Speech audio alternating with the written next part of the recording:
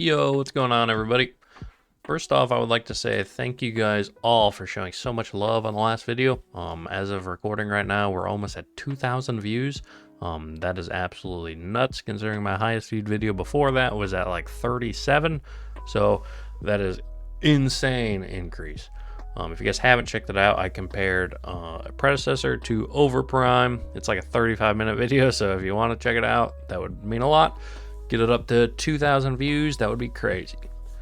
But anyway, today we're going to be looking over the patch notes for Predecessor version 0.2. It's the release of Countess with a lot of quality of life changes, buffs and nerfs and bug fixes, things like that.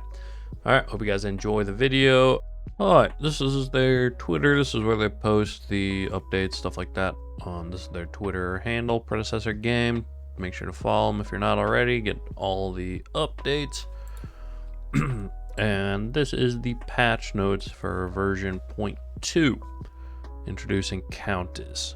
If you guys aren't familiar with Countess, she's a pretty cool character. She's like a caster / assassin, so she can make pretty cool things. We'll skip over this. Here's a video if you guys want to watch the video later.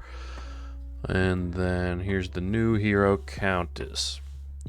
We'll just dive straight into her abilities. So her passive is unique hero takedowns permanently grants her an additional 2% magical lifesteal, stacking up to 10 times. So every time she kills somebody, she gets 2% lifesteal, which can be a pretty big deal because she does a crazy amount of damage and can kill people pretty easy, especially carry, stuff like that. So if you're playing carry, be careful if you see a Countess. Primary ability is Shadow Slip.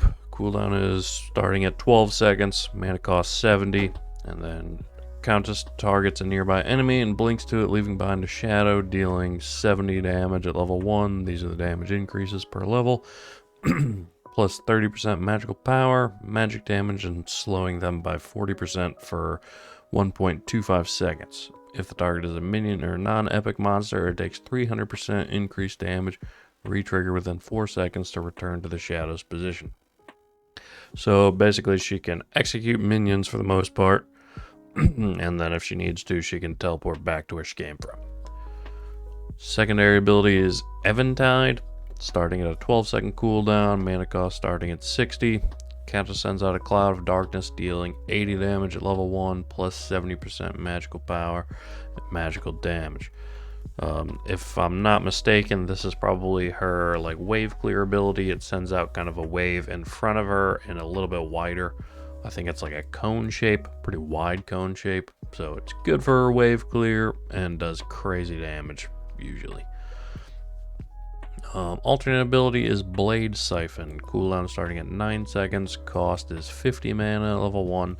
Countess spins, dealing 70 damage at level 1 plus 80% magical power to nearby enemies and healing herself for 10 at level 1 plus 6% magical power. For each enemy hit against heroes, the healing is increased by 400%. So if you're using it on heroes, you heal for a lot more. Ultimate ability is Feast. Cooldown is 120 seconds at level 1. Mana cost is 100. Countess jumps to a nearby enemy hero, forcing them to look at her and suppressing them for 0.75 seconds before dealing 150 at level 1 plus 10% plus 5% magical power of the target's maximum health. Magic damage is, so it does plus 5% magical power increase to the damage and then 10% of the maximum health. It's kind of a little confusing to read. Magic damage as well as healing Countess for 50% of the damage dealt. Yeah, so that's when she like jumps onto you, you're forced to look at her, and she does like a screaming noise. It's kind of frightening if you're not used to it. But overall, these patch notes have a lot of improvements, a lot of bug fixes. Seems like they're really listening and trying to make it better. Added custom games, which is a huge dub if you have a lot of people that are looking to play. You guys can run custom games against each other. I know back in the Paragon days, me and my friends used to run lots of custom games. However, it only supports 5v5, so you have to have 10 people. You have to all have the custom key in together, and then you just queue and you'll run into each other. And this is the first version of the custom games. They're planning to add more features to it. so we can customize in the future. So I'd imagine that would mean so you could play like smaller games, maybe 1v1s even, but we'll see what happens there. Players can now report other players via the in-game scoreboard during the game. So you see the little red triangles, you can report people, and then the message, I'm assuming, is to maybe mute them. Currently not possible to report players after the game has ended, but we'll be adding this in a later update. Alright, so it's good that you can report people if they're totally throwing or being extremely toxic. Get the toxic people out of here. I'm excited for this change here. Camera has been moved back and up away from all heroes. So this is how it was at the beginning. You're kind of zoomed in a little bit. And this is how it's going to be going forward. I do think that is a good change. I'm pretty excited to try it out myself. I may show an example so you can see in-game action in the video. So look out for that. Change the name of coins to platinum and update the icons in the game. Alright, so now it's no longer coins. If you bought a founders pack, you should have coins laying around. They're now going to have this icon instead of coins, and they're called platinum. Not a big change, but kind of cool. I kind of like the logo for it, and the name platinum sounds a little better than coins. So that's pretty cool. Added hero voice lines when a hero's ultimate is ready for all heroes. That's nice, so you don't have to be watching your team up at the top left for the little diamonds signaling that they have ult. You can listen for voice lines if they pop up. In-game team chat is not disabled by default, but can be enabled in the options menu. I was unaware of this, but they say we've decided to disable in-match chat by default based on feedback from the community, but it can be re-enabled through the options menu. So I guess there has been a lot of toxicity or something. I don't know what else would have prompted this change. I haven't really experienced anything like that, so we'll just have to see. So just know if you want in-game team chat, you're going to have to go find it and turn it back on. Hero selection will be automatically locked in if a player has already selected them during the draft, and they are still available when the lock timer reaches 0. That's a good change. I even made a comment about that. Some people in the draft might select the character they want, they might walk away to go do something, but then if they're not back in time for them to lock in, if they don't lock it in, it kicks them out. Whereas now, if you have a character selected, it's just going to lock that character in for you. Which is, I think, how it should have been, so good on them to change that. Added automatic scaling penalties for players that dodge, draft, or AFK in game. Okay, so now you're starting to get penalties. First penalty is 30 seconds, second penalty is 5 minutes, third penalty is 15, fourth is 30, and then so on. You can read the rest. I think the first penalty of a 30-second ban, maybe that is a little light. I feel like the first penalty probably should be a 5-minute. But hey, we'll see. At least they're doing something to prevent it. Receiving new penalty, the system checks how many penalties have been given in the last 7 days to determine the new total. Alright, so basically it's stacks in a week, so if you do a bunch in a week, you're probably gonna get banned for a while. Makes sense.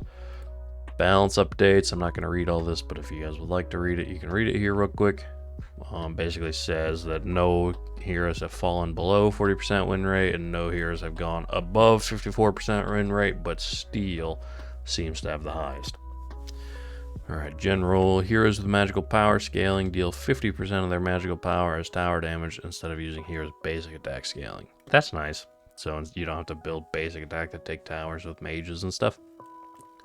Crunch, as you can see, there's a lot done to Crunch. A lot of people have been complaining about him being extremely powerful. Bear in mind, changes to anti-heal buffs and mutilator nerfs. He might get a little worse or maybe even a little better, but most likely a little bit worse. So Crunch seeing a bit of a nerf. Cross Crunch physical power scaling decreased from 20 to 10%. I believe Cross Crunch is his basic attack. Cross Crunch magical power. Okay, so it just decreased its physical and magical scaling for everything. Seems like this one's 10%, this one's 5%, 15% for left crunch. That one scales per level. But yeah, so hopefully we'll see a bit of a crunch nerf. He won't be rolling so many people and just running the game. Physical armor growth decreased from 4 to 3.5. Stasis bomb cooldown increased from 16 to 18. Not bad. Seems like they pretty much increased all her cooldowns by 2 seconds. She does seem pretty good, so a little bit of nerf to there. Rad rounds cooldown decreased from 16 to 14. Shrapnel cannon, which is his ult, cooldown decreased from 110 to 100, so basically decreased 10 seconds at all levels. Shrapnel cannon now provides half a second of CC immunity when casting. And that can be interesting. I don't think I've ever been CC'd out of using the ult. But I guess enough people have been to where it seems to be a problem. So we'll see how Drango feels in a few. Hamstring description now correctly states 25% reduction of Reaping Dash cooldown. Okay, so that seemed just like a typo that was in the game, maybe. Fangmouth Safeguard now resets his basic attack timer. So now if you do a basic attack, then use your shield, you can immediately basic after it. So if you're a bit of a higher level player, you'll be able to utilize that a lot more and be able to deal a little more damage. So that's a good pick. I do agree that Fangmouth does seem to be in a pretty good spot. He's a lot of fun, he's pretty strong, but he's not totally broken. So that's good on them for not doing a lot to Fangmouth, but they're still going to monitor. So we'll see what happens. Yeah, Howitzer is a bit of a problem. His rocket, I think it's on his Q, does a good amount of damage. It's pretty long range. I do not like how many slow mines he throws down. Back in the old Paragon days, he would just drop 3 ones that dropped in like bigger AoEs. But these slow mines aren't too big of a deal. It's just a little obnoxious. Landmine scaling decreased from 50% to 45%. Make It Rain, which is the ult, decreased from 108% to 96%. That's interesting. So, a little bit of a nerf to Howitzer. We'll see if that makes him come back down to the level of most of the other mid laners. Serenity projectile radius increased by 33%. Consecrated ground base shield increased from 90 to 100. So it increases by 10, 15, 20, 25, and 30. All right, that's pretty significant buff, it seems. Alacrity base shield increased from 40 to 50. So again, it increases by 10, 15, 20, 25, and 30. Okay. Yeah, pretty big buff for Mural. Hopefully we start seeing a lot more Murals and a little bit less daggers, maybe. I just like to see a bit of a balance of different characters being playing the same like mirror matches over and over and over. Get a bit annoying. Health growth decreased from 110 to 102. Electrocute cooldown increased from 8 to 10, and then at max level it goes back to 8. I think that's a pretty good change. Skewer stun changed to a suppression. So that's pretty interesting. Bit of a nerf to him. I haven't seen too many Richters, but the few I have been pretty good and have been a terror to deal with. Recommended items updated. Like I said, I'm curious to see what was in his recommended items. Reaper of Souls health per tier decreased from 60 to 40, 70, 100, 130. Okay, so that's cool. The early stacks have decreased by 20 and 10. And then middle to late kind of stayed the same, and late went up a bit. I'm cool with that. 130 is kind of a lot, but you know, got to get the stacks in. If you guys aren't familiar with what I'm talking about, Sevarog stacks on ability last hits for minions and heroes. So at 40, you'll start to see a little shoulder pads popping up, and then at 130, you'll see these giant spikes coming off them. Basically, each stack gives you a little more max health, and I think it also increases damage on your Q. So it's a pretty cool mechanic, but it can be a bit challenging if you're not used to it, trying to make sure you get the last hits with the Q. The Q is on like a 2-second cooldown, so you can use it a lot. But yeah, make sure you're trying to get as many last hits with abilities as you can. Heightened sense attack speed increased from 20 to 30. So increased by 10, 10, 10, increased by 10 everywhere. And then 50% at the end. Piercing arrow projectile speed increased from 11,000 to 18,000. That's quite a buff. We'll see how fast it travels now. I did notice it was kind of hard to hit the arrow the few times I played Sparrow, so bit of a buff to Sparrow. That'll be cool. She seems like she does crazy amount of damage late game anyway, but this might make her a bit more of a threat throughout the whole game. So good to see. Physical armor growth decreased from 4.4 to 4, and battering barrier scaling decreased from 258% to 246%. Alright. Not a bad change, just a bit of a nerf, not anything significant, so it shouldn't change too much, but might not make him just the totally most winning character. But we'll see what happens in a few days. Items. Anti-heal items are all getting a bump up to counter our high lifesteal and Omnivamp builds that are being utilized by those pesky bruisers and ADCs. We're opting for 20 to 40% line instead of 15 to 30%, which will also bump down our sustain-based heroes that are overwhelming. Looking at you, Crunch and Rampage. It's interesting to me that they didn't mention Chimera here. Chimera is a bit of a problem if he gets rolling early, and anti-heal didn't seem to do anything. But maybe that's just my experience. Let me know what your experience is with Chimera. General diminishing returns for hunt and support crests have been removed at 20 minutes. Okay, that's interesting. I'm not too familiar exactly off the top of my head with what they do, so I would have to reread that. But you'll have to let me know what you guys think about that as well. Oh, we might learn about it here, maybe. Crest, Eviscerator, the one they were talking about for Sparrow. Stated with Sparrow, we're bumping down Eviscerator's attack speed to remove it from her must-have acquisitions. Instead, we're bumping up the initial power scaling a bit so it isn't too harsh when utilized with the rest of our cast. Rending Strike's bonus attack speed decreased from 25 to 10. Rending Strike's initial power scaling increased from 10% to 15. Alright, so it does a little less attack speed, but a little more power. I can live with that. That's a pretty good change, I think. Obelisk, I have no idea what Obelisk is. Obelisk has been a hidden power source for some sneaky mages. We're decreasing its power scaling to stop it getting out of control too quickly when players opt to use the active to stack every time it's available. Soul Stealer magical power per stack decreased from 2 to 1. Like I said, I'm not too familiar with what that item is. I'll have to take a look. Tier 2 Horned Plate. Blighted Skin healing reduction increased from 15 to 20. Lockshaw. Lockshaw is an incredible T2 item for value. We don't mind tanks sitting on it for a while, but it scales up too fast and is not punishable by opposing laners and junglers before it turns the user into Tower and Goliath, including our mages. Colossus health per stack increased from 4 to 2. Colossus maximum stacks increased from 100 to 200. Ability haste at maximum stacks increased from 10 to 15. There's a few items in here that I don't really know off the top of my head what they do. I haven't researched much of the item shop very much. I know a few key items here and there, but I'm missing a lot of these like tier 2 items. I don't know the names of them off the top of my head. Serrated Blade, Blighted Strike's healing reduction increased from 15 to 20%. Spiked Birch, Blighted Spells healing reduction increased from 15 to 20%.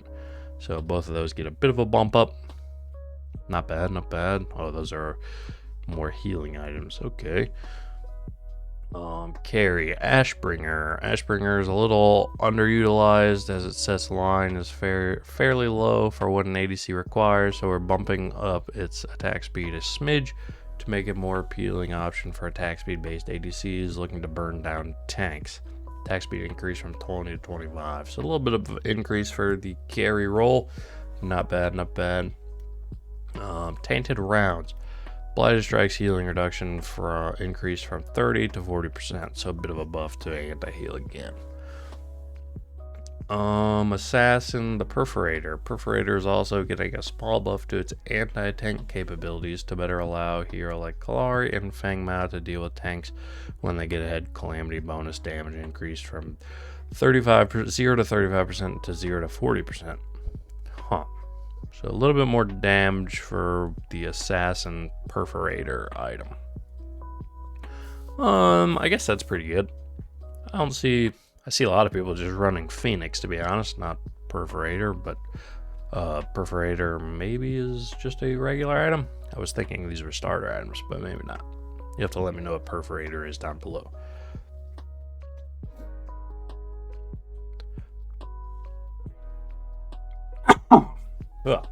Excuse me. Alright. Fighter Mutilator. Mutilator is getting pseudo-nerfed by the anti-heal changes, but we're also looking to decrease its raw power to help prevent it being a catch-all pickup for bruisers. Physical power decreased from 45 to 40. Devour percent health damage decreased from 1.5% to 1.25%. Bit of a nerf. I do see pretty much like every character using Mutilator, so trying to get a little more variety in builds, so I think that's a good nerf. Not too significant, but should see a little bit of effect. Tainted Blade. Blighted strikes healing reduction increased from 30 to 40%. Alright, we already covered the anti-heal buffs. Lifebinder. Lifebinder has been problematic on our tankier heroes, so we're reworking its passive to better synergize with our current magical bruiser itemization. Leech passive reworked. Damaging an enemy hero with an ability heals you over 5 seconds based on your maximum health and magical power. 2. Slowing or immobilizing an enemy hero restores 30% magical power, health, and grants 200 movement speed for 3 seconds. Huh. So if I'm reading it right, this half is what it did. So used to damage would heal you. So this one, slowing or immobilizing enemy hero restores plus 30% magical power, health, and grants 200 movement speed. So that's the new passive. Huh. We'll have to try it out. Sounds like it could be fun. Slowing or immobilizing, so if you're playing a character with lots of slows, or I guess immobilizing would also include hard CC like stuns and stuff like that. That could be a good pickup for you. Give you a little more movement speed to help chase people down, or even to get away. So I think that could be a cool item to try out. Megacosm. We will monitor gadget and phase win rates after this bug fix. Disintegrate DOT damage cap versus monsters now works correctly. It was previously uncapped. Okay, so they capped it a little. So hopefully that item will be working as intended. I guess it's going to be a good item for gadget and phase as well. Or maybe bad now that it doesn't cap, or that it does cap. We'll have to see. Any gadget or Fae players, you'll have to be on the lookout. Prophecy, a small nerf to stop Prophecy being an easy slot in for high DPS and standard mage builds, also to prevent Muriel abuse as she was buffed. Hasty ability, haste, scaling, decreased from 75% to 60%. So a little bit of a nerf. 15%, that actually might be a lot. We'll have to see. Tainted Scepter, blighted spells, healing reduction increased from 30% to 40%. A little bit of a buff, but again, just anti-heal buffs. Pretty much every anti-heal got buffed from 30 to 40, it seems. Support, Tainted Totem. Tainted Totem is an all-around solid option for supports due to its double armor stat line. We're opting to take down its physical armor a bit and decrease the effectiveness of its healing increase to flatten its effectiveness with the coming anti-heal buff. Physical armor decreased from 40 to 35. Chilling Blight healing reduction increased from 30% to 40%. And Nirvana healing and shielding decreased from 20% to 15%. So a bit of a nerf here and here, but then the anti-heal gets buffed a tad again. So same buffs we've been seeing plus a couple minor nerfs. Shouldn't be too crazy of a nerf, but it might end up making the item useless, or might also make it still pretty viable. It's yet to be seen. We'll have to keep a closer eye on it. Tank, Fire Blossom. Fire Blossom is an item I hear a lot of people using, so we'll be seeing what they do. Most reliable first option for tanks is providing a little too much beef with that fire. So we're opting to hurt its defensive capabilities to keep it a strong offensive option. Health decreased from 275 to 225. So you get about 50 less health. Not bad. I think it should balance it out a little bit. I think that's a pretty good nerf. Leviathan, same adjustments as Lockshaw, but we're also opting to shift a little of the ability haste into the item stack completion. Why can't I read? Goal to delay the strength of rushing Leviathan and overall decrease its effectiveness with high health pools. Colossus health per stack decreased from 4 to 2. Colossus maximum stacks increased from 100 to 200. Colossus ability haste here. Why can't I read? Colossus ability haste at maximum stacks increases from 10 to 15. Hasty Colossus ability haste decreased from 1% of maximum health to 0.5% of maximum health. So it seems like a lot of the items that stacked up to 100 are getting increased to 200. Not bad. 100 stacks is probably pretty easy to hit for a lot of these items, so I think they're just trying to balance it out a little bit more. Could be good, could be good. Tainted Guard, I feel like we talked about this item already. Tainted Guard has been a little too effective at reflecting damage back at aggressive ADCs, especially when combined with Razorback. We're bumping down its late game scaling, but also reducing the health to keep it a more offensive option for tanks. Health decreased from 400 to 350, 150 HP, that's a pretty good chunk. Blighted Thorns physical armor scaling decreased from 30 to 21%. Blighted Thorns healing reduction increased. Alright, so there's the healing, anti-heal increase, and then a bit of a nerf to HP and armor scaling. Those are pretty significant nerfs, it seems like, so we'll have to keep an eye and see if Tainted Guard is still a solid item or a little bit less, but we'll see what happens in a few days. Warden's Faith. Warden's Faith is not only a great tank option, but a great tech option for bruisers and ADCs. Increasing the price will let it be a bit more of an investment and less easy to knee-jerk buy for snowballing ADCs. Cost increase from 3,000 to 3,200. Alright, so they didn't change any of the item, just changed the overall price to make it a little more of an investment. 200 gold isn't really all that much, but might deter people from trying to get it so early, maybe. We'll see what happens. Jungle Fangtooth. This is one I've been waiting for. Fangtooth has been far too easy to take down across the entire game, so we've fed him a new brand of Cheerios so that he's ready to bulk up and take on whoever enters his pit. Health increased from 4,200 to 9,800 to 5,800 to 12,870. That's a pretty significant buff at the back end, 1,600 HP. That might be a good buff early game too. So hopefully Chimera can't just solo it right away and pretty much anybody else solo it. Physical armor increased from 20 to 34 to 20 to 48. So the base armor is staying the same for physical and then increasing in the later stages a bit by 14. So that might also help a little bit. Magical armor increased from 20 to 30. Alright, so that's just a flat increase for magical armor all the way. So hopefully that'll make it not so easy so everybody can take it right when it spawns at 5 minutes by themselves. Mini Orb has been a challenge for many of our junglers to survive, so we're decreasing its basic attack damage a smidge to prevent any unlawful executions. Tip, you can dodge his knockback by walking backwards a little bit. Physical power decreased from 60, 340 to 60 to 270.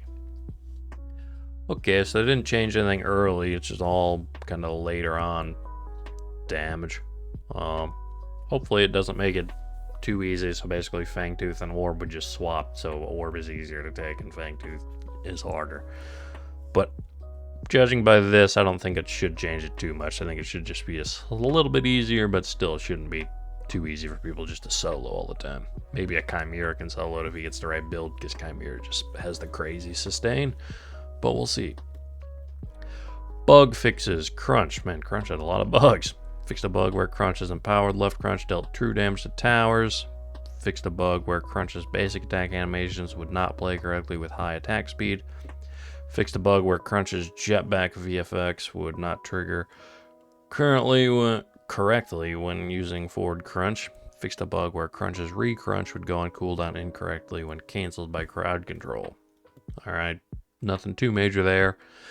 Fixed a bug where heroes could get on top of Decker's containment fence. I have experienced that. I've been stuck on top of her cage before. Good fix there. I wonder what'll happen if you'll go back inside it or if you'll just go on the other side of it. We'll have to check that out. Drongo fixed a bug where Drongo's boomerang didn't play an impact sound when returning, and fixed a bug where Drongo's recall camera was offset incorrectly. I don't think I've experienced either of those bugs, so that's cool. Fixed a spelling mistake with Fang Mao's hamstring. Okay, typo. Fixed a bug where Fang Mao's Earth Shatter would not gray out in the HUD when there wasn't enough mana to cast it. I have experienced that, and it's been pretty frustrating. I've been seeing that I could cast it, and I just start spamming R, and it never casts, and it's pretty frustrating. Faye fixed a bug with Faye's menu ability descriptions. So I guess some of her descriptions weren't accurate. Fixed a bug where Faye's fly trap not interacting with spell shields correctly. I guess it would just pull people through the spell shields, I guess. Fixed a bug where Faye's harvest nettles targeting would turn red on targets through walls. Nice, he had a bit of a wall hack, so now they got rid of that. Okay, good for them. Gadget, quite a bit of buffs or bugs here. Fixed a bug where Gadget's Seek and Destroy decal was not displayed while I was traveling. Fixed a bug where Gadget's Sticky Mine would not deal damage to Orb Prime or Fangtooth when slightly offset from the target. Fixed a bug where Gadget's Security Gate is not triggering Astral Catalyst Spell Slinger passive. Fixed a bug where Terminus passive, a non-shield effect, would not be removed if stacked with Gadget's Shock Absorber. Alright, so maybe we'll see a bit more Gadget plays since it seems like some of her bugs got fixed, and I think she's increased a little bit. We'll see. Fixed a bug where Gideon's Torn Space was not correctly slowing enemies that used the portal. Fixed a bug where Gideon would be offset when using Black Hole directly after Torn Space while on high ping. Alright, never experienced that. I don't think I've really experienced high ping in this game so far. Slowing enemies that go through your portals. I do like the fact that the enemies can use the portals. I didn't know it slowed them. But that's a cool change. I do enjoy being able to hop through the portals or people chasing me through the portals. Makes you feel a little less safe all the time. Fixed a bug where Grux's belly would show through the armor of the early access Galactic Raider skin. That's pretty funny. Fixed a bug where Mutilator triggers too many times on Grux's double pain. I did hear about that being a thing, so good they fixed that. Fixed a bug where Grux's abilities would lock up when using Crush and Hunt's active Slay together. Alright. So, man, there's a lot of bug fixes, man. They're doing good. Fixed a bug where Kalari would fly into the sky after using Guillotine into a Gideon's Torn Space portal. Fixed a bug where Kalari's Death Mark was incorrectly removed when recalling. Fixed a bug where Kalari's break stealth when placing a ward or using Sentry. Fixed a bug where Kalari's Death Mark activated state was not being shown. Oh. Cool. Some just minor fixes for Kalari. That's good, that's good. Fixed a bug where Chimera's Coal would not interact correctly with some items. Okay, minor bug there. Fixed a bug where Lieutenant Bellica's Void Drone is affecting heroes through walls. I wonder if that means they could target people through walls or if it was just draining their mana. I think it still should drain mana, but if it can shoot through walls, yeah, that's a problem. Fixed a bug where Murdoch's Long Roll of the Law would not remove ally nameplates and health bars. Ooh, that's big. So now when you use Murdoch's ult, your team's health bars go away. That's huge. So now you can see the enemies a little easier. Huh, I like that change. That's a good change. Fixed a bug where Muriel's Reversal of Fortune could be used while rooted. What's Reversal of Fortune? Her ult, maybe? So now she's rooted, she can't use it. That's cool. Fixed a bug where Rampage Boulder was permanently scaling when using Sapphire Crest activation. Not exactly sure what that item does, but okay. Fixed a bug where Richter's Shock Therapy now correctly functions as an AoE ability. It was functioning as an AoE previously, but some subsystems believed it was a single target ability. Interesting, so now it'll actually hit multiple people? I'm assuming that's what that means. Okay. Fixed a bug where Steel's Bull Rush would keep momentum in the air as opposed to being returning to Steel's correct speed. Not a major buff. I think it should personally keep his momentum if he's in the air using Bull Rush, but I get it. You don't want to make it too easy for people to escape. Sevarog fixed a bug where Sevarog's Phantom Rush was not cancelled by root abilities. That would be annoying if you would root somebody and they would still just dash away. Man, there's a lot of bugs here. Alright, we just did Sevarog. Fixed a bug where heroes in stasis could still be selected by target abilities. So now if you're in stasis, you can't even be targeted. Fixed a bug with Hunt's Description. Just a description thing, not bad. Fixed a bug where Demolisher on hit effect dealt too much damage when critically striking. Fixed a bug where Terminus's Anon passive was activating in some cases. Fixed a bug where Rift Walker's active Rift Snatcher caused heroes to be displaced incorrectly. Fixed a bug where Demolisher Red Hand's voice effects was on permanently after getting a kill.